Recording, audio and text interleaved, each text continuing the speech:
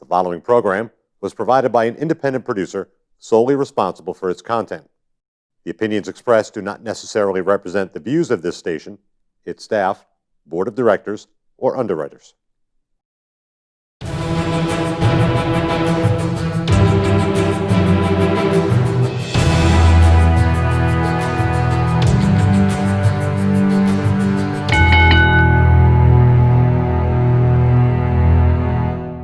Hi, welcome to The Ring and All Other Sports. My name is Leo Connors, and I'm your host. And tonight, I got a very special guest, former wrestler and the host of Idol Chat podcast, Jonny Idol.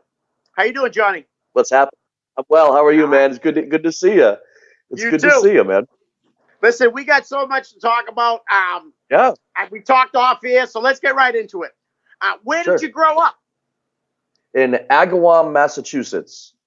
I grew up in Agawam. Man. My family was from Springfield and that area, but I grew up in Agawam, right down the road from when it was Riverside Park.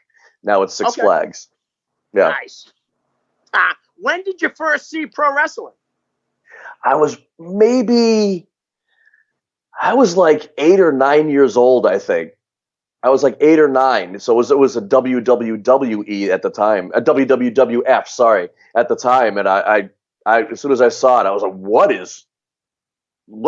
is this thing? You know, and I was hooked. I was hooked right away. Wow. Do you remember who the first person you saw was? No, I have the all-time worst memory that you could ever imagine. Rock and roll and professional wrestling have done my memory no favors at all, you know. But I back then it was like the Samoans and Chief Jay Strongbow and then Bob Backlund. Then it was probably right at the end of Superstar Billy Graham's run, and then Bob Backlund had his thing, and I was like, well, he's a red-haired nerd, so am I. This is a good thing, you know. So off we went. Nice. Yeah. Were your friends and family into it too? No. I knew one guy. I knew one kid. The kid next door, he was into it too. So that's really it. That wasn't until, and then later on, when in high school and stuff like that, that didn't help either because it was all like everybody was into amateur wrestling. We had like an all-state kid in our school, so in amateur wrestling. So that didn't help any either. So, but that's all right. I didn't care. I loved it. I didn't care. Right. All right. Who were some of your favorites right away? Well, like I said, I loved. I remember Tony Gurria and Rick Martel winning the tag team championships. For some reason, I liked the Moondogs.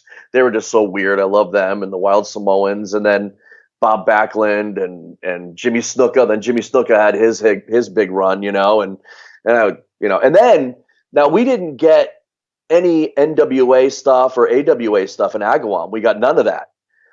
So then one day I came home and I turned on the TV and I remember the old click remote control you had next to the couch? It was all the buttons. Remember that thing? And I was going through all the buttons and there was World Class. And if you remember what old WWF was with the one camera shot and all that. And now, these other guys, I had no idea who they were and the cameras were right on the ring apron. So then, of course, I wanted this big run of loving the Von Erichs and all that. So. It was a whole other world. But the first time I saw that, it was a whole other world. He's coming out to a Ted Nugent song, and it was just awesome. Yeah, awesome. That was great stuff back then. I love that World Class too. When did you know that this was something that you might want to do? I really never thought it ever. To be honest with you, I was because I was.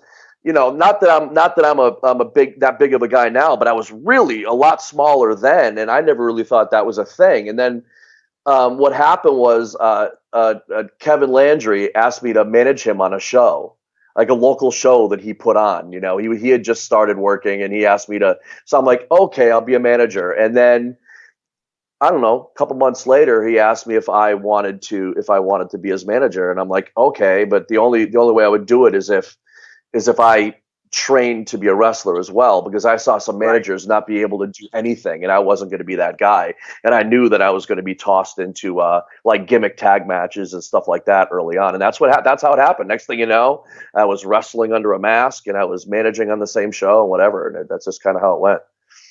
Nice. I fell first into it, Leo. I fell backwards. Yeah. So did Kevin Landry train you? Yeah, him and Paul Roma. Kevin was Yeah, Kevin was running his school, and I was just I was kind of helping him out. I was being the guy that would take the bumps for his students, you know. And then Paul Right. Roma was training his guys at our school because Kevin and the twins trained under Paul Roma. They trained with Paul Roma, and then Paul was coming up and training his guys at a school. So Paul, man, for some reason, I don't know why, I wasn't one of Paul's students, but for some reason, he took me under his wing and really helped me a lot. He did a lot for me. He was the first guy to tell me to stop managing and start wrestling instead. He was the guy, yeah. Nice. I want to go back a little bit. How about when you Sure. were younger? When did you go to your first show, like WWF? I don't think I went. I don't think I lived with my grandparents, and he wasn't. My grandfather was awesome. He was great, but he wasn't going to take me to a wrestling show, you know. So I don't think I went until like junior high school or something like that. You know, I don't think and I really don't remember much about it. All I remember is there was a battle royal, and Andre was in the battle royal, and Paul Orndorff took his time getting to the ring, and then as soon as he got in the ring, Andre tossed him out. That's all I remember about the whole show. That's it. That's awesome. What about did you go to any indie shows before you got in the business? No, I didn't even know there was such a thing. Right. Again, I was working at a bar with Kevin at the time, and he told me that there was a show in Springfield. Asked me if I wanted to go after work. I said sure, and we went, and it was the weirdest thing I ever saw. I walk in, and there's Hacksaw Jim Duggan standing over here, you know, and it was just so weird to go in. And then there's this, and he wanted to go because at the time, PJ Walker and Nick Barbary, PJ Walker, just incredible and all that. He was helping Paul train them, and he was on the show, so we went to go see them, and it was so weird, the weirdest thing, man. Right. If you think about that, if you don't know that's a thing, if you don't know that, and you walk in, there it is. It's some high school in Springfield or something, you know. It's so weird. That's awesome. Tell us about your first match. My first match, I was actually, it was my first match actually it was in a tag match I was tagging with Kevin, and we worked against, I was barely in the ring because I was the manager. I was supposed to be the chicken, kind of with the cheap shots, you know. So I want to say it was against, with Scott Ashworth and Brickhouse Baker. Yeah. And then my first singles match, they needed a match, and it was at a fair in Fall River or something outside. And they just came up and said, "You and Aaron, go right now, go." And I just went out and worked the match with Aaron Morrison. Nice. All right. Yeah. I got to tell you, the first time I think I ever saw you wrestle was when you were in the Egomaniacs with Mike Steele. And I thought you guys were a phenomenal tag team. I didn't even know how long you'd been together or anything. Thanks, but man. You guys were really good together. Thank you so much. Yeah, thanks. Appreciate that. He was great, man. He was a lot of fun. He was a really, really quiet guy. He was also a little nuts. So we would have a lot of laughs, and we'd have such a good time, just giving each other a hard time, and the people we're working with a hard time all the way through. It was a lot of fun. We had a great time. I miss Mike. He's I was just going to ask you, do you stay in contact at all? Yeah, occasionally, not as much as I would like to be honest with you. I would like to talk to him some more because he's such a good guy. Right. You know, he's such a good guy, and I say it often. If I have any reputation at all, if I have like a positive reputation at all, it was the foundation of that reputation is on the shoulders of Mike Steele, without a doubt. He was a workhorse, and it was a lot of fun. Nice. And we keep in touch. Right. I got stuck on Christmas Eve last year in the plaza right down the road. We couldn't get out. I literally sat there in my car for an hour. I couldn't move, and I called up Dr. Heresy, and I said, "Meet me at the bar at the 99." And I parked again, and I was walking to the plaza next door to the 99, and there's Mike Steele sitting there at the bar. I'm like, wow, just sitting there. Yeah, it's crazy. That is crazy.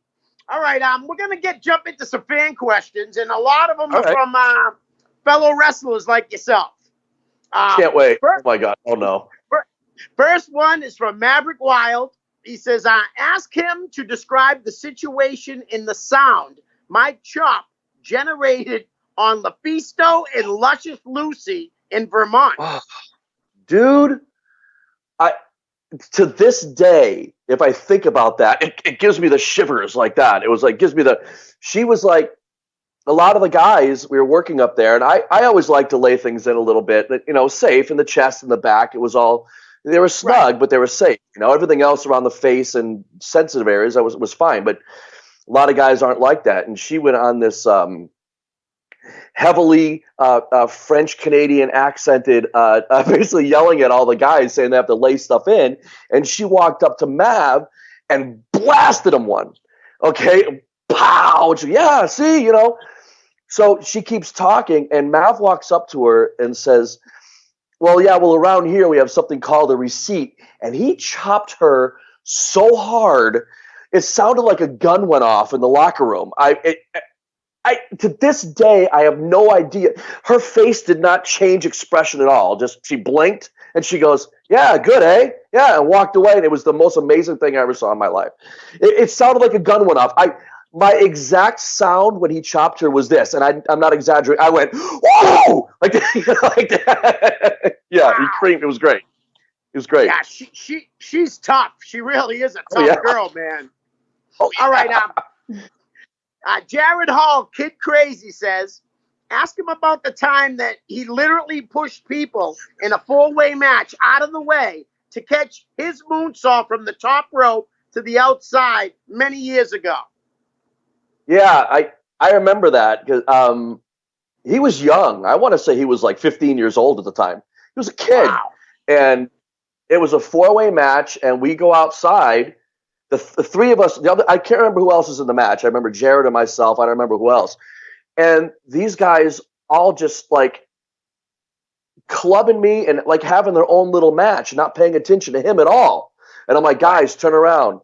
Guys, turn around. Boom, boom. They're still going, not paying attention. And Jared goes up, and he's ready to come off. And I literally had to push these guys out of the way to catch him. Or who knows what would have happened? Who knows? Yeah, I literally shoved them out of the way and caught him. Yeah. Wow, good thing you did, man. One of us had to pay attention, Yeah, and you're right, though. He was a young kid. I remember seeing him when he first broke in. He could really work really quickly. Oh, yeah. I couldn't believe it. For a young kid, he was really good. His work was always super solid, yeah. Right. All right, he also says, ask him about the time that you threatened to slug a referee in mid-match if he continued to act like a fool. Yeah. This was a match. It was for Power League Wrestling. Do you know Tommy D? Do you know Power League? Yep. Yeah, I love Tommy D and I love Power League. I had so much fun there, but it was WrestleMania Sunday in a high school gymnasium. It is huge high school gymnasium, and there were 13 people there, right? 13 people, right? And I just remember the kid that was our ref. I didn't know him. I'd never seen him before or whatever. And he just didn't want to be bothered with anything until he was out there. He didn't want to, And, I lost you. You still there? There you are. Okay. I'm still here.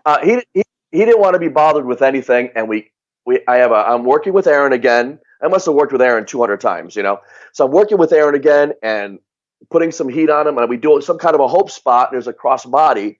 I take the bump, and the ref is standing there over me. He's just standing there, and I yell, I go, count!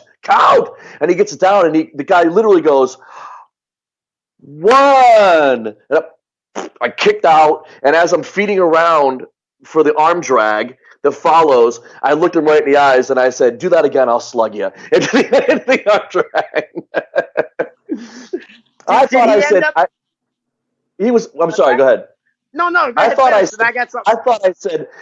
said, do that again, I'll crack you. But the other guys say, do that. They claim I said, I'll slug you. So so slug you it is. It's a typical old guy threat anyway. Slug you, So, but yeah.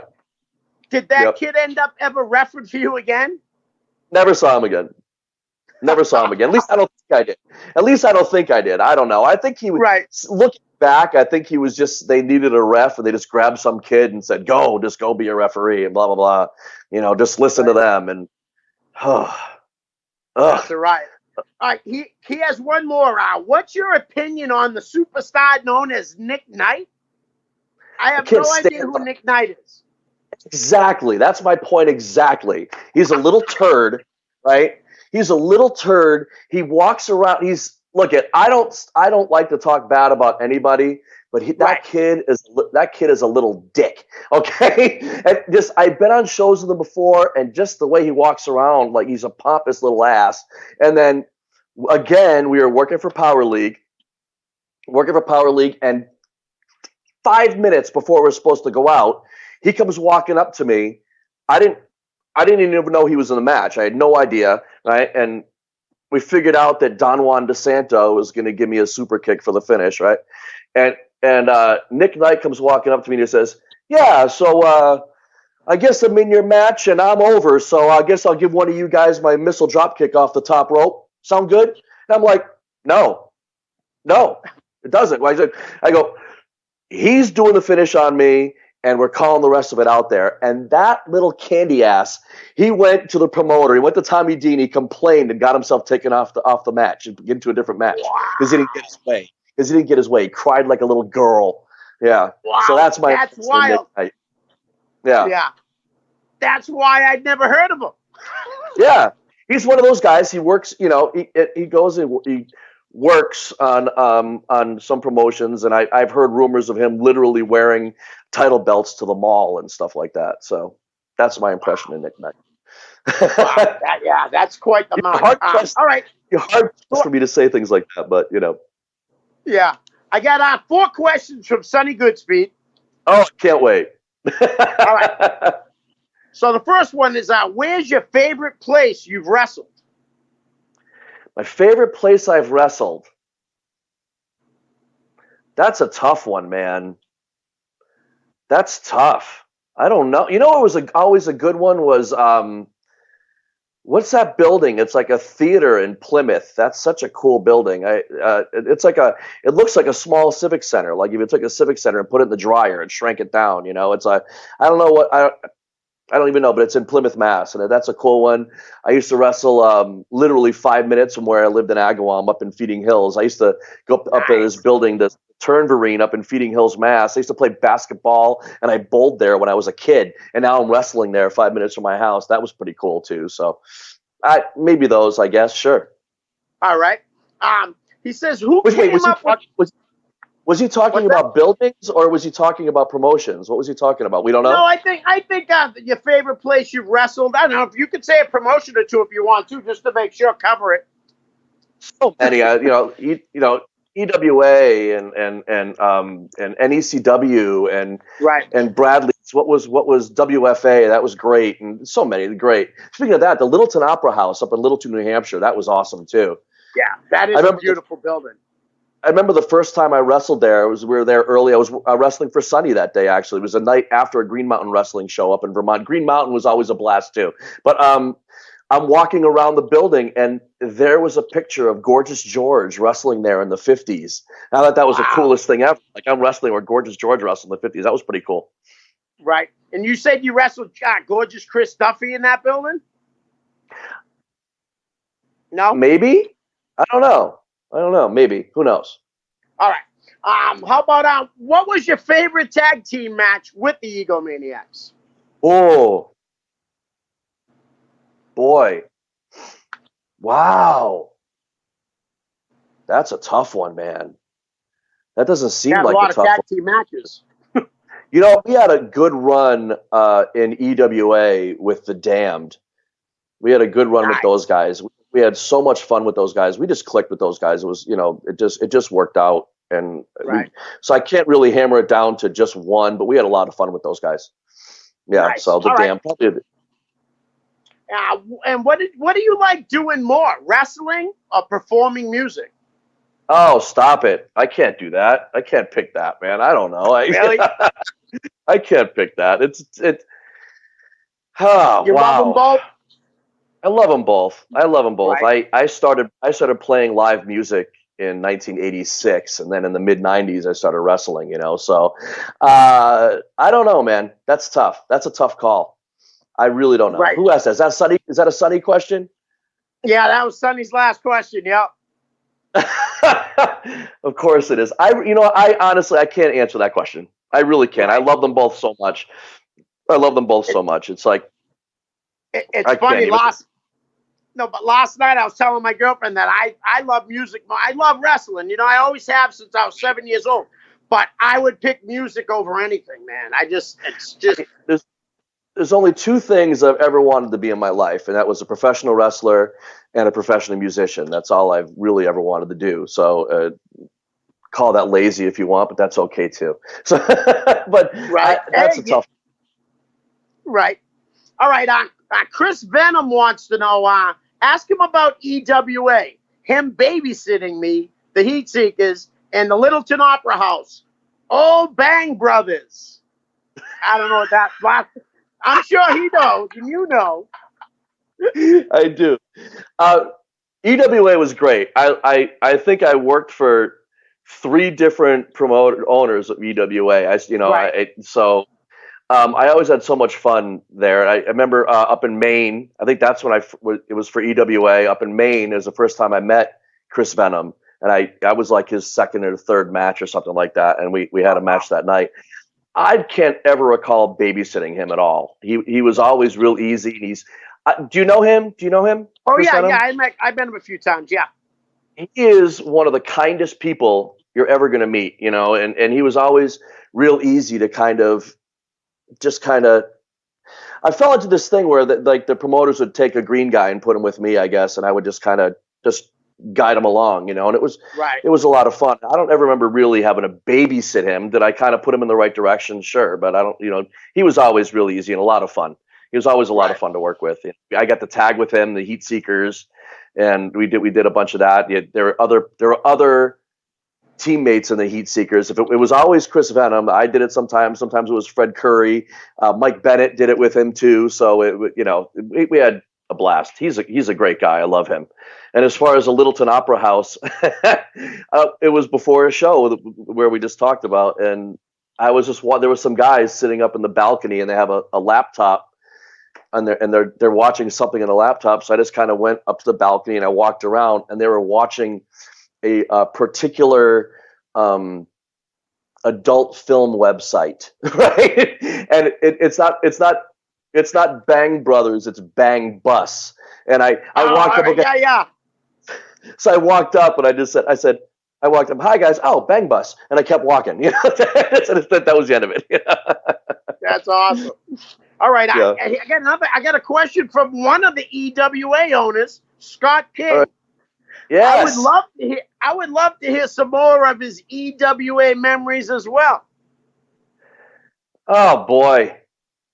I have the worst memory, man. You know what's a good one? I'll tell you a good one. We were up they had a little room that they used as the office when they ran up in the Portland, Maine Armory.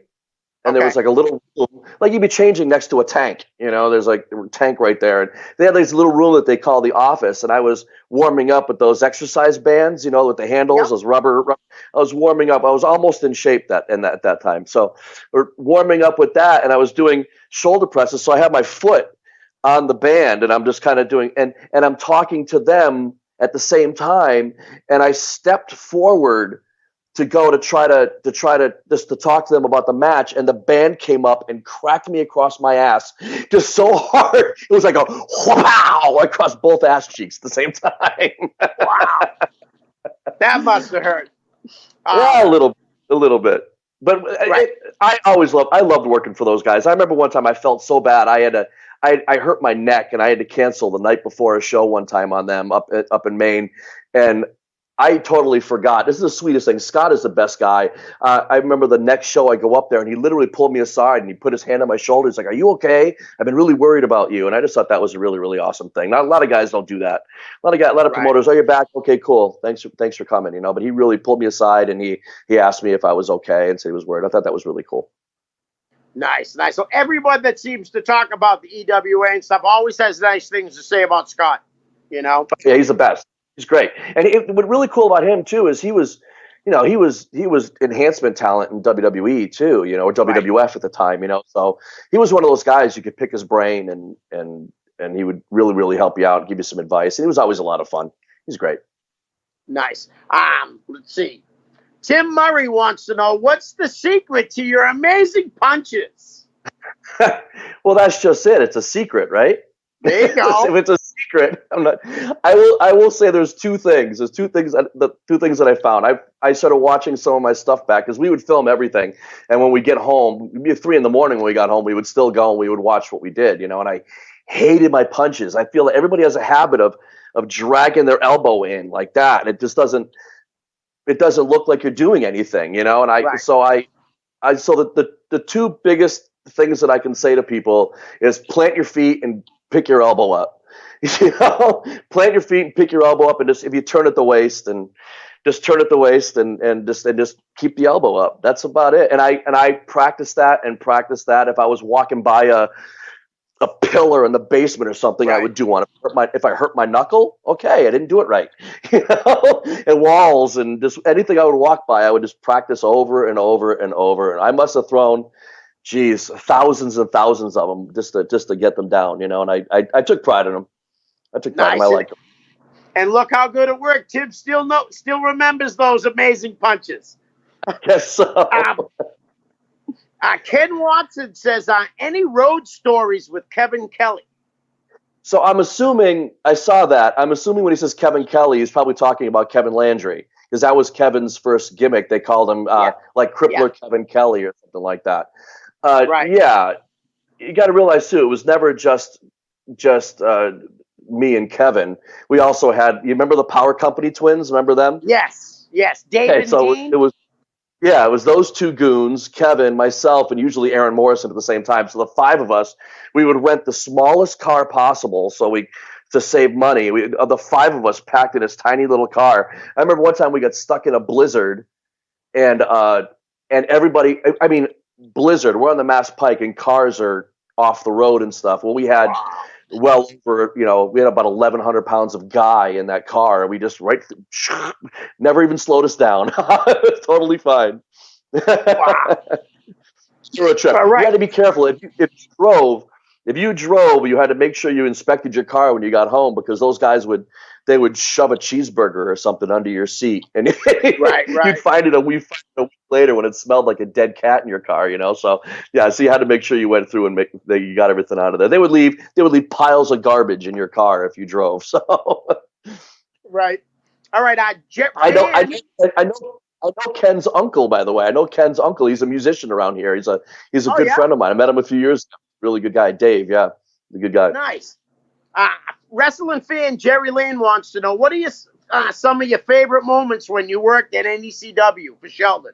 They're all great. I loved it there. I had a lot of fun there. I remember the first time we went there, I'd never met. We were way down in Connecticut somewhere.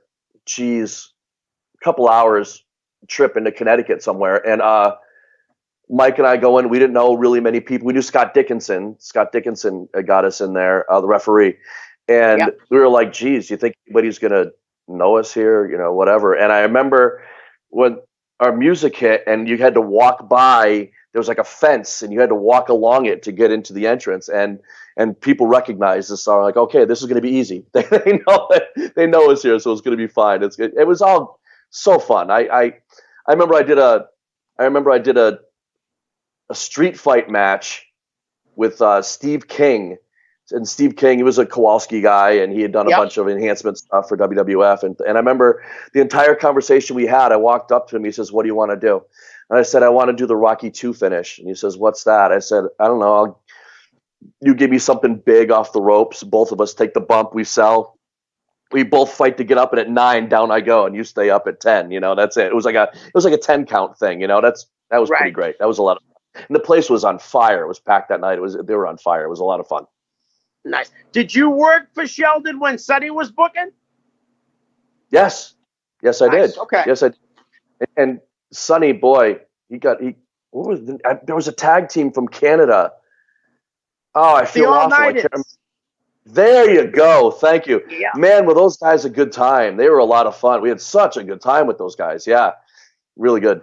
Really good. Yeah, I think Beth Phoenix would come down with them. She had her first wrestling match for Sheldon. Yes, exactly. At the time she was married to one of the all-nighters. Yes.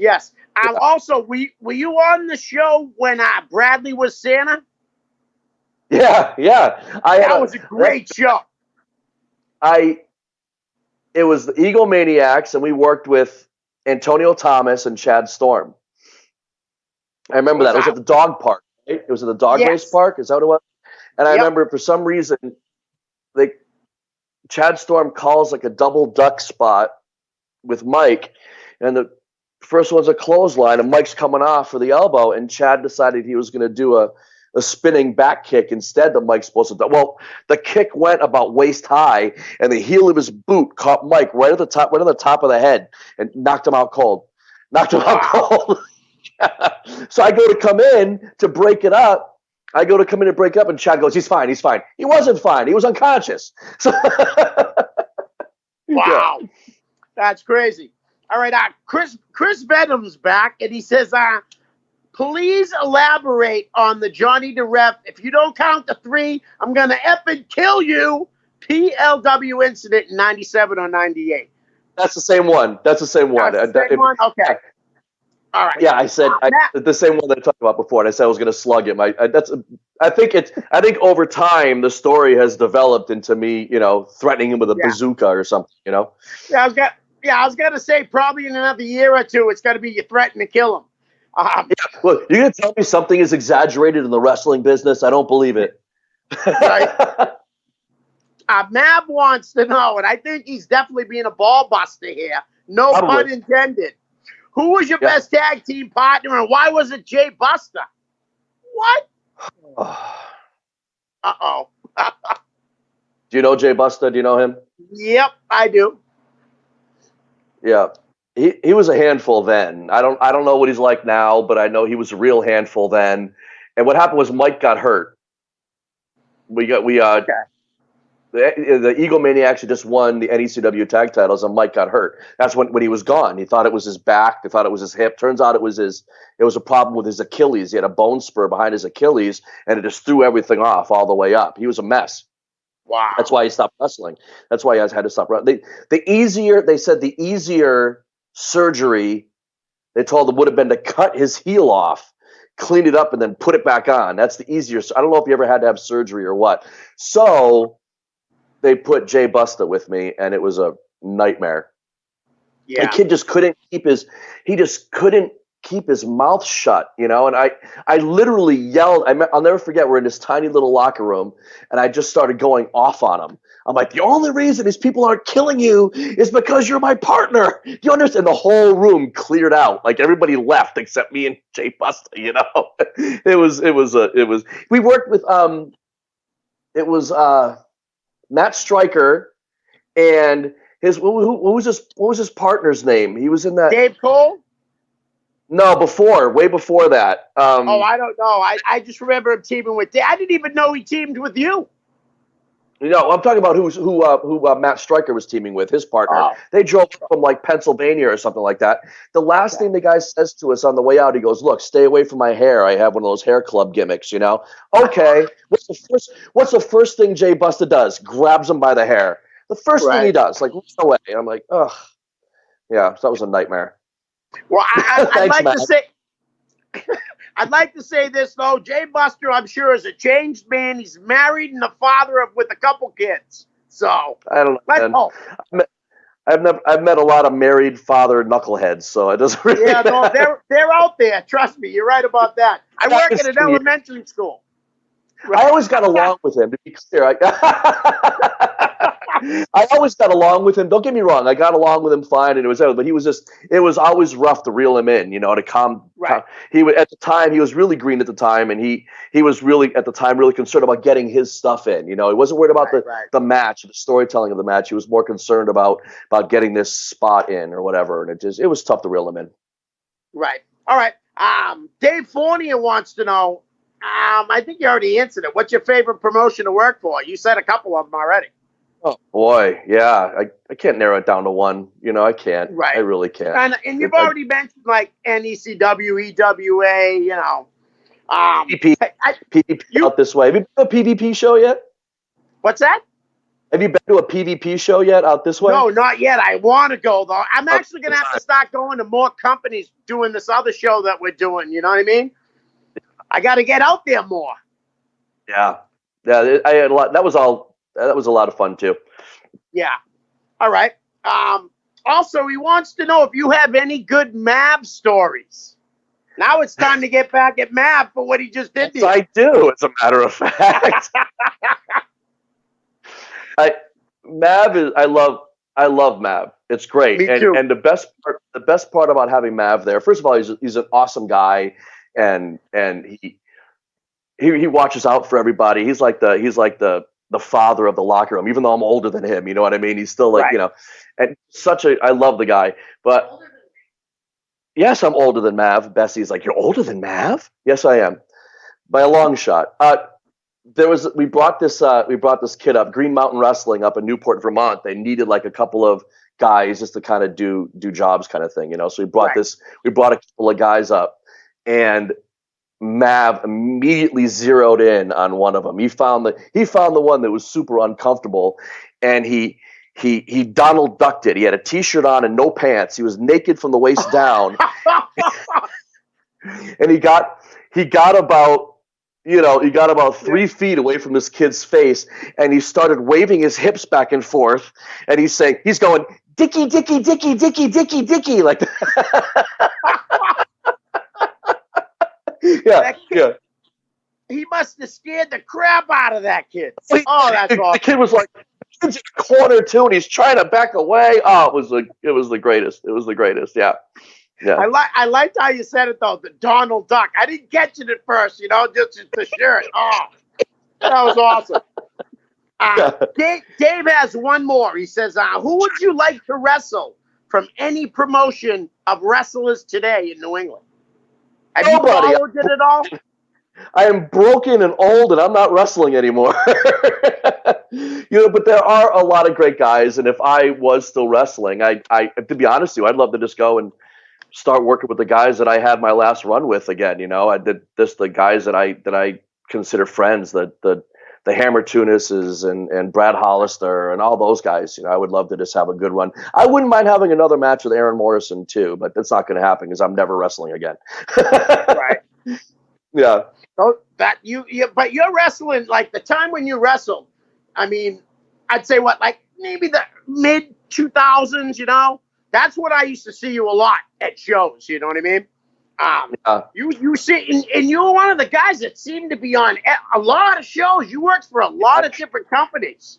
I did, yeah, I did. And I love. That's what I wanted to do. I wanted to wrestle as much as I could. The unfortunate thing is I never really, unfortunate or fortunate, who knows? But I never really. I made the mistake of never really trying to branch out to go to another level because I never really, if I'm being honest, I never really felt like I would be good enough. So I never really branched out and tried to do more. I probably should have. That's the end of the fan questions, right? So I just got to ask you: is there anything or anyone you want to talk about in wrestling? Right now, anybody want to put over anything before we go to music? I think I'm looking forward to that. I think there are so many really, and I'm gonna. If there's anybody out there, if I forget your name, I'm sorry. If I forget to mention you, it's not that I'm not just. I don't do well under pressure. I hit my head too many times. There are so many. There's a lot of great talent out there. Guys like Christian Casanova. I think he's another guy that I wrestled him early. He was pretty new, and he was so easy. He was so easy then, even just calling stuff on the fly, and I was really impressed by him. And then, I mean, I feel as though like Brad Hollister is taking his work to a whole other level. He's fantastic. He's a machine. That guy. He is a machine. He will. I tell people all the time because he will make sure that you look good. You'll win or lose. You're coming out of that match looking great, but you're going to work for it. You're going to work for that. He's in Hammer Tunis. I think he's another one. I remember when he started out, and he's a great talent. And there's a lot of really, really talented guys. I think we are in a time right now where there are some really, really great wrestling schools, some great places to train. Like you go down and train with Ryan Drew or Brian Fury or I don't know. There's a bunch. There's Wagner School, Wagner Brown School down in Connecticut. There's a lot of really. So because of that, a lot of great talent is coming out. And I think this is a really good time for wrestling right now. Yeah, I think there's a lot of great young talent in New England right now. A lot. All right, one more thing before we get into music, right? Why don't you tell everybody about your podcast, Idle Chat? So, thank you. yeah, I have a couple friends. Well, my cousin and a friend of mine have both been trying to get me to do a podcast for a long time. They just think that I would be fun in a podcast. I could have a good time, and I have a lot of really interesting stories to tell. I've met so many really interesting people starting in the music business and then through the wrestling business. There are some really amazing people that I consider myself fortunate to have gotten to know and to befriend and stuff. So just one day, I looked it up. What program should I use? Audacity. Okay, I have a mixer. Let's just go. And I started it. What are the odds that Idle Chat, but instead of IDLE, IDOL, what are the odds that that was available? I couldn't believe that it was available. So I scooped it up and having a great time. We're recording an episode later today. Nice. I've listened to quite a few of them, and I'll continue to listen to them.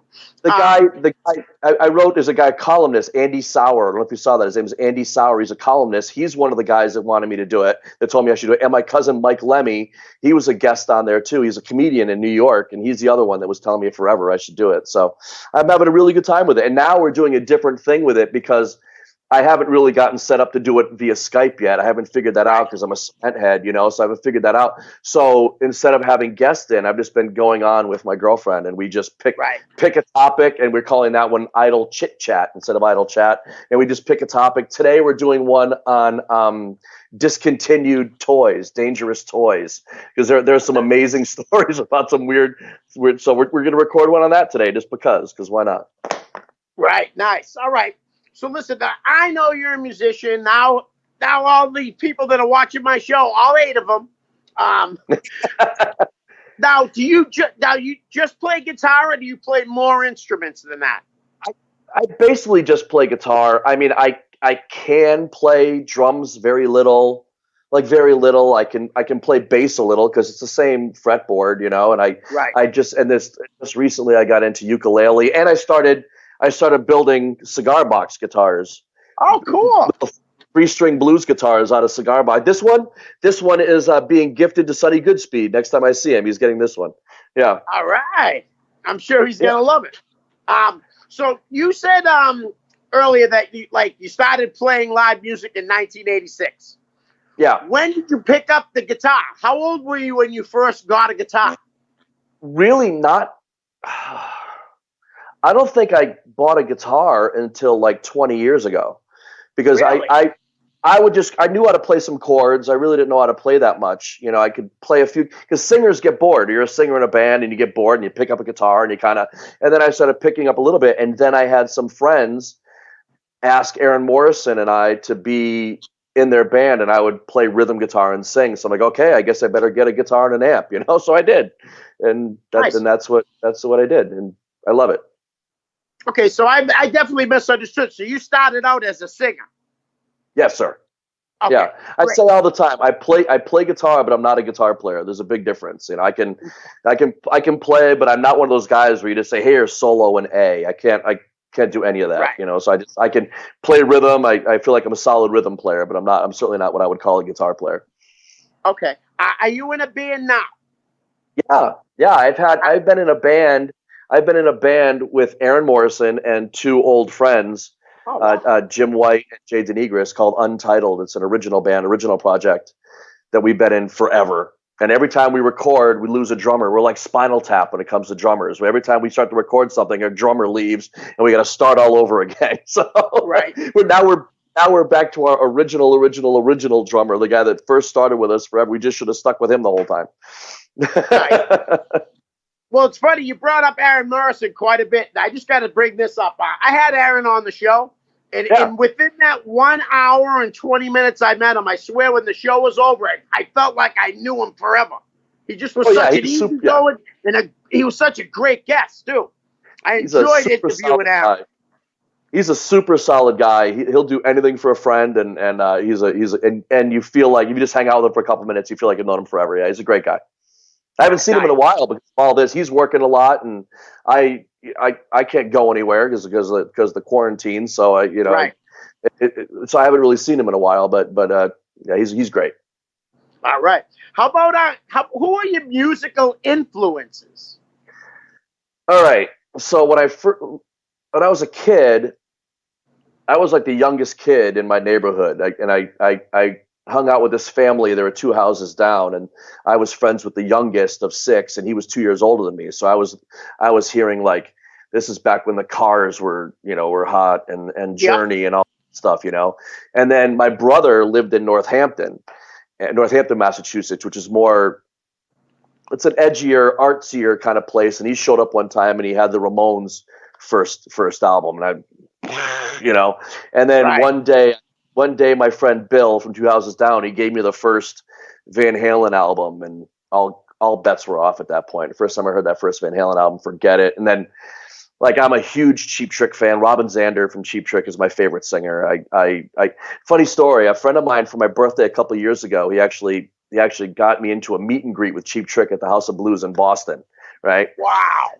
So here they're coming, one at a time. They're coming, and then now Robin Zander, my favorite singer in the world, is standing right next to me. What do I say to my hero?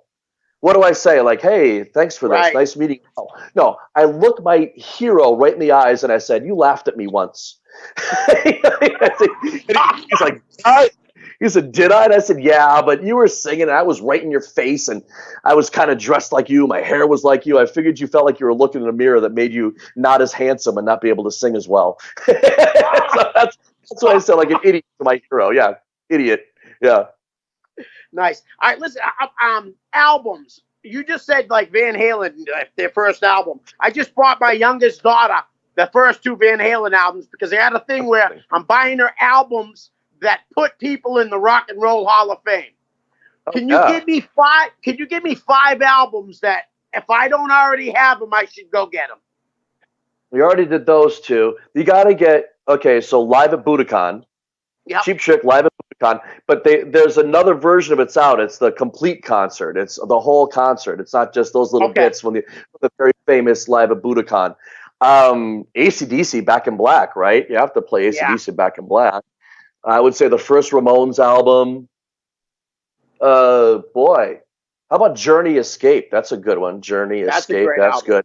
And something by like Judas Priest or something. How about that? Like Screaming for Vengeance or something like that. That was my first concert. Was Judas Priest on the Defenders of the Faith tour. That was my first concert. Wow, I actually just saw them about 3 years ago at the Songus Arena in Lowell. And here comes Rob Halford. He's got a cane and 70-something years old, and he sounded absolutely perfect. I mean, perfect. Yeah. How about Alice Cooper? That'd be a good one too. Get some Alice Cooper, and there's so much. My musical tastes are so varied. It's so hard for me to. People say, "What's your Mount Rushmore of this?" And I can't do it. Right. Say Mount Rushmore singers. I can't do it. Mount Rushmore wrestlers. I can't do it. I can't. I just can't do it. I've never been good at keeping it down to 5. Never. I can't. How about some Dio? Get her some Dio. Right? How about those Rainbow albums that Dio was on? Those were great. Some Rainbow stuff, and so. Yeah. One of my favorite songs I always loved was Rainbows Can't Happen Here. Oh. Very underrated song, man. Really good. Yeah. One of my favorite guitar solos ever. Oh, sorry. No, that's all right. What's some of the best concerts you've been to? Okay. Well, I saw Motley Crue so many times, and that was always a great show. The best concert I ever saw, believe it or not, was last year, and I saw Alice Cooper last year, and it was insane. His band is unbelievable. I got to see the Ramones 3 times on their farewell tour. Wow. Judas Priest, the Defenders of the Faith tour. I saw AC/DC a few times. Just amazing. But then other things, like I saw 9 Inch Nails and David Bowie. That was mind-boggling. I saw Melissa Etheridge a couple times, and people will roll their eyes at that. But no, she is amazing. She's a band. Awesome. Just great. Again, I can't. AC/DC, amazing. That's so good. Nice. I actually saw Alice Cooper on his last tour that he came in, and the one that he just canceled, I had tickets for that too. I saw him up in Guilford, New Hampshire. Unbelievable. His female guitarist. Jess Strauss, she's incredible. Oh, incredible. She came out with Shinsuke Nakamura on one of the WWE pay-per-views. Did you see that? No, she did? Yes. I don't watch every pay-per-view. Now I'm going to have to go back and find it. Yeah, she came out. She came out and played Shinsuke. She played his intro music. It was awesome. It was great. Yeah, she's amazing. She's Yeah, amazing. she Yeah. really is. You know what you How have to about listen to on my podcast? I interview my friend Ed. He's just like a professional concert goer, man. He drives to Canada. He'll drive to Canada to go see the Killer Dwarfs and stuff. And he was on my podcast. You have to listen to his episode. He was great. all right? I definitely will. I was gonna say we got to go to a concert sometime, man. We'll find a show. We'll drag Sonny with us. We'll have a blast. Yes. All right, let's play the name game a little bit. I got no names written down, but you know everyone, so I'm not worried about that. Well, how about we start with Ryan Drew? I love that guy. He is so great. He's such. First of all, he's a great guy. Second of all, he's a hell of a wrestler, and he's a great trainer. My girlfriend will often say that Ryan Drew is her favorite independent professional wrestler. Thanks. But we had one match. I wanted for so long to have a match with him, and I choked so bad. I'll admit it all the time. We've talked. I don't think it went as bad as he thinks it went, but it certainly wasn't good. It really fell flat. I feel like it should have been a lot better than it was. But then I told him, I go, dude, I was so worried about letting you down that I was so tentative. And he said the same thing. And we're both like, what is wrong with us? What is the matter with us? Why is that happening? We're both a little nuts, so I love the guy, though. Nice.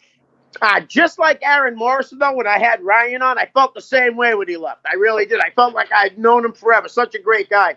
I have to bring him up. The late, great Nick Steele. Man, we didn't really know each other that much. And then Bob Evans put us in a tag team together, and we had such a good time.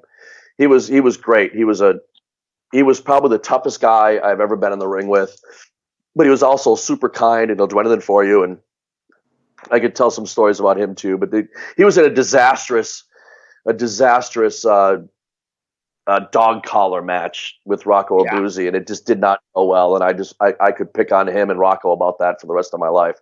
It just didn't go well. He was great, man. I love Nick. I was devastated when I was sitting right. I just finished recording an episode of my podcast, and I picked up my phone to look at it, and I had the text message from Sonny Goodspeed telling me that he passed away, and it just like it was like somebody dumped a bucket of cold water over my head. Just everything just washed out of my body. Yeah, he's great.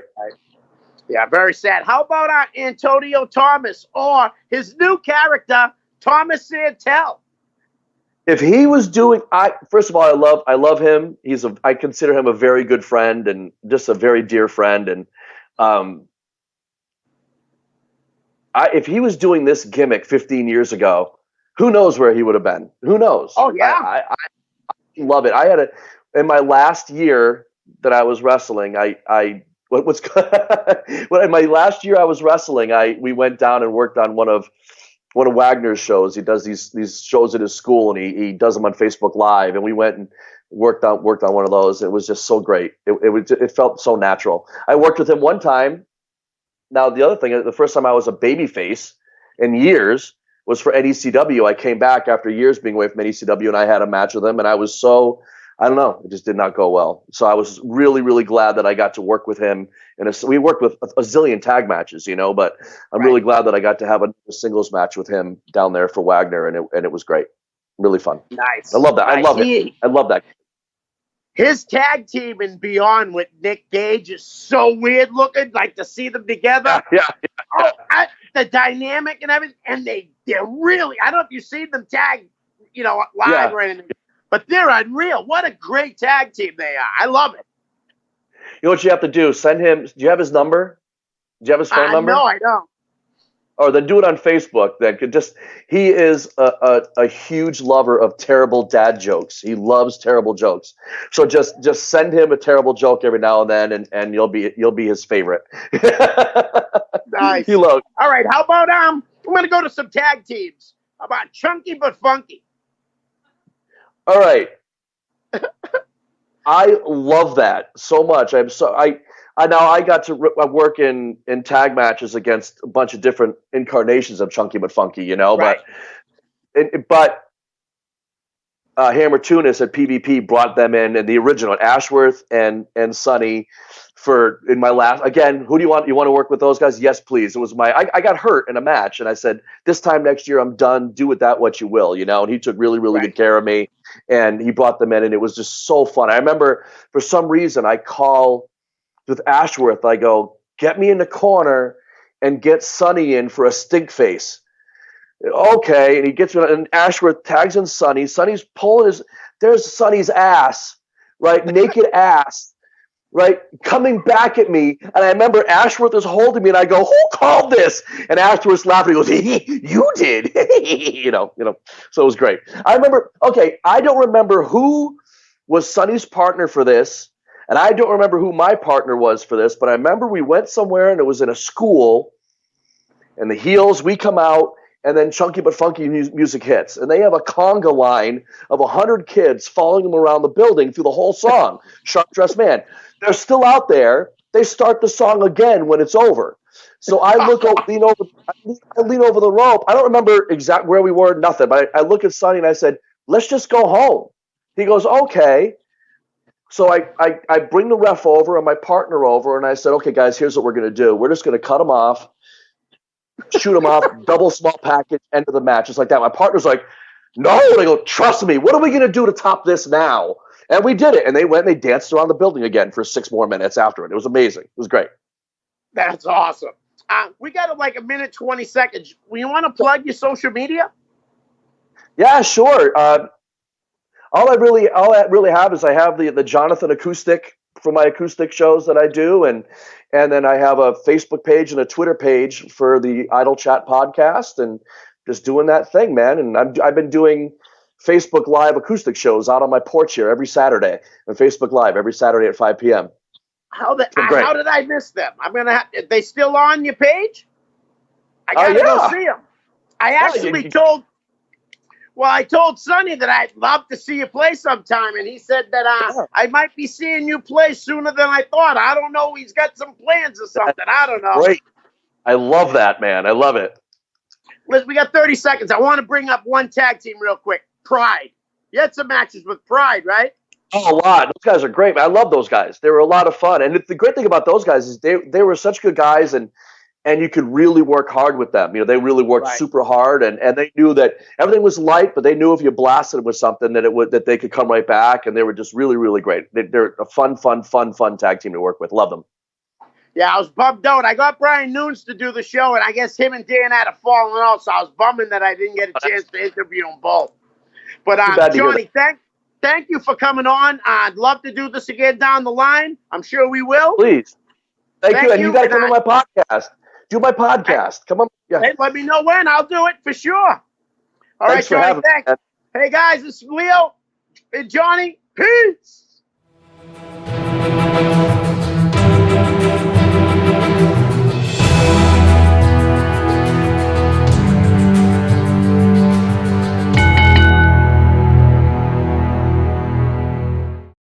The preceding program was provided by an independent producer solely responsible for its content. The opinions expressed do not necessarily represent the views of this station, its staff, board of directors, or underwriters.